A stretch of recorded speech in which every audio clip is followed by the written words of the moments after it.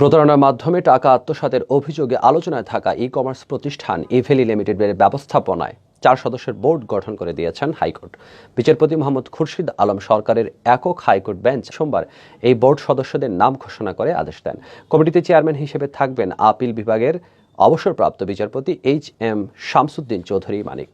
এর আগে গত 13 অক্টোবর কমিটি গঠন করার কথা থাকলেও সেটি করা হলো আজ। কমিটির অপর সদস্যরা হচ্ছেন সাবেক সচিব মোহাম্মদ রেজাউল আহসান, সাবেক সচিব মাহবুবুল কবির, চার্টার্ড অ্যাকাউন্ট্যান্ট ফখরুদ্দিন আহমেদ ও আইনজীবী হিসেবে রয়েছেন শামীম আজিজ খান। গত 30 সেপ্টেম্বর আদালত ইভেলি সব নথি 12 অক্টোবরের মধ্যে আদালতে দাখিল করতে registrar for joint stock companies and ফার্মসকে নির্দেশ দেন। সেই অনুসারে নথি দাখিলের পর 12 অক্টোবর আদালত 4 সদস্যের বোর্ড গঠন করে দেওয়ার অভিমত দেন।